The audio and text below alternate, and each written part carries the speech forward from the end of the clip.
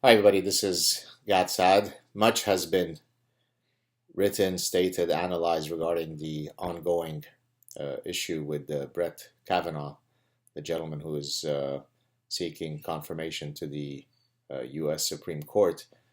Now, there are many things that I could focus on here in terms of uh, the unbelievable unfolding of events that is taking place.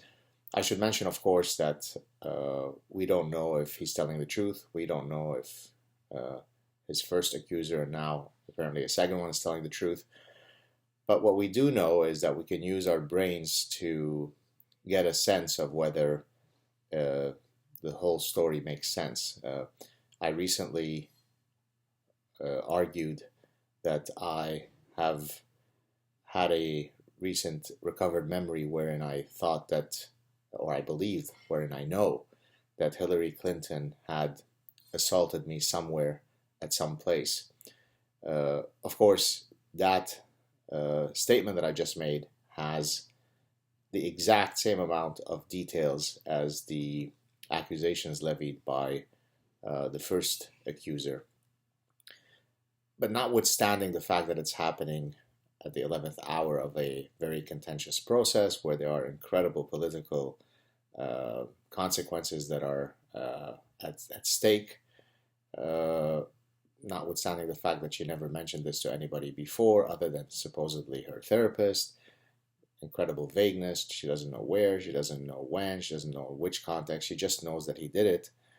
And this, of course, has set off a cascade of people who've come to the forefront, people who many cases are senators and in many cases lawyers themselves, whereby it truly makes you wonder which country Americans currently live in. You all know about the presumption of innocence tenet in most civilized countries, where the accuser doesn't have to do anything. It is incumbent on the accused doesn't have to do anything. It is incumbent on the accuser to prove his or her assertions.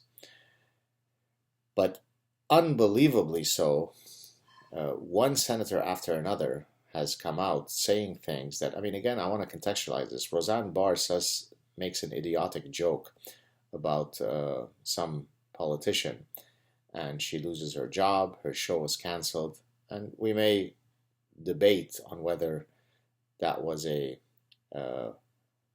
worthy punishment for whatever quip she made, whether it was hateful or racist, and even if it were, whether she should lose her livelihood because of one tweet that she made, which perhaps was ill-advised.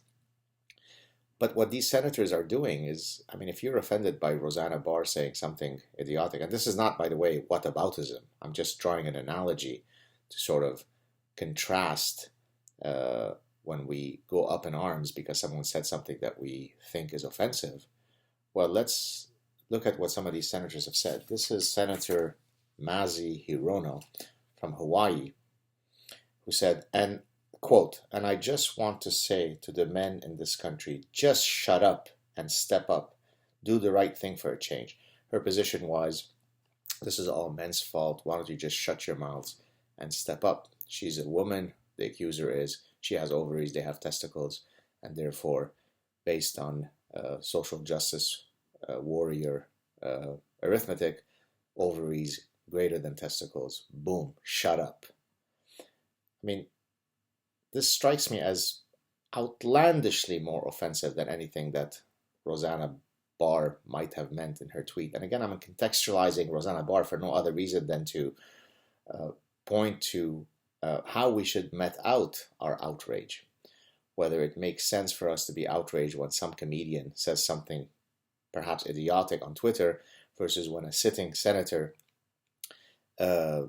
states what this senator from Hawaii said. But if you think that's not enough, here is Kristen Gillibrand engaging in some profoundly sophisticated mathematical logic here. I believe because she's telling the truth. I believe her because she's telling the truth. And I don't believe him because he must be lying. Now that's some solid legal thinking there.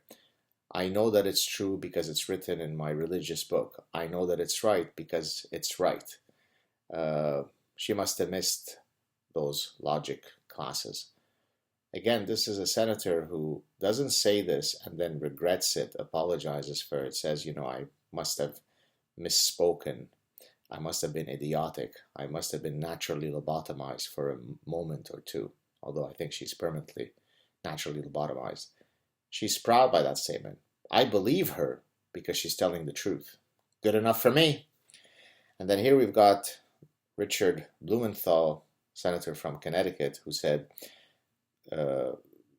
Judge Brett Kavanaugh has a responsibility to come forward with evidence to rebut them. Basically, in that exchange, he was basically arguing that it is incumbent on Kavanaugh to come out and prove that he is innocent. Oops, there goes presumption of innocence. Usually the rebut to these issues, when people say, well, what do you mean? Don't you believe in this country that there is presumption of innocence? Pundit after pundit on television says, wait a second, this is not a criminal procedure. We don't have to abide by those tenets. This is about a confirmation to the highest court, and therefore the evidentiary threshold is different. Really? So you can ruin a person's life, presume that they are guilty until proven otherwise, have their family destroyed, have their reputation destroyed, and that's okay because, it's not a criminal proceeding? I mean, think about it. Everybody who's watching this, and again, I'm not suggesting that the ones who are accusing Kavanaugh may not be truthful, and I'm not suggesting that he's not guilty. Maybe he is, maybe he isn't. We certainly know that if we were using sort of the standards of circumstantial evidence, of just putting the puzzle together, it doesn't smell too good. I mean, it is difficult to come up with more vague assertions, right? I had a dream yesterday through Jungian analysis. I dreamt that Hillary Clinton and Rachel Maddow pinned me down and took advantage of me. I don't know where, I don't know how, I don't know when, I don't have any corroborating evidence, but I promise you it happened, and you have to believe me because I am a Lebanese Jew who's a war refugee. How could you not believe me? I must be telling the truth. I mean, it's astounding. And so you have person after person getting up in front of television sets saying, look, this is not a criminal case. We don't have to abide by this whole presumption of innocence storyline. By the way, the lawyers for the first accuser were trying to insist that when they appear in front of the Senate committee, that Kavanaugh should be the first to go, right? I mean, they were insisting that he goes first. Again, think about how unbelievable this is. How could he go first when he doesn't have a clue what it is that he's being accused of, other than the fact that someone said that 36 years ago he had assaulted her somewhere, somehow, someplace, unsure where, unsure how, unsure why, right? He gets up and builds a defense in what way? So again, the tenet, the most basic tenet of any civilized country's judicial system, which is you first hear the accusation that's levied against you before you can build a defense against it, that too was somehow going to be violated in this case. Why would the lawyers of this accuser make such an outlandish request that the accuser goes first? And now apparently this wasn't allowed, and I think that she will be going first. And also she didn't want to be in the same room as him.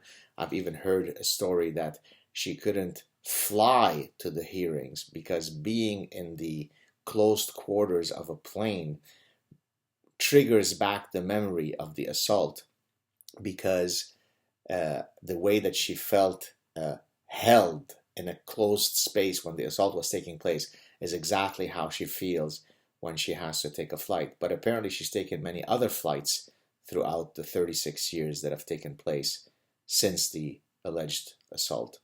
So this is absolutely unbelievable. Again, I don't care. I'm Canadian. I don't know who Kavanaugh is. I don't care about him one way or the other. I don't care about the accuser one way or the other. I'm sitting as an impartial person watching this from the distance of my reality in Montreal, Canada. And it scares me because, again, anybody who's watching this, you have a brother, you have an uncle, you have a son, you have a father, you have a grandfather, any of whom can tomorrow have the following charge levied against them. Hey, Joe, 36 years ago, I was attacked by you. Somewhere, somehow, under some context, don't know the exact time. Now you go out and defend yourself. And until then, we are going to ruin your life and presume that you are guilty. This didn't only happen to Brett Kavanaugh. If we allow this effrontery to take place, then anybody else is next in the lineup. Remember, you throw that witch into the water. If she swims, then we know she's a witch. And if she dies having drowned, well, oops, I guess she wasn't a witch. Welcome to the infinite abyss of darkness. Cheers, everybody.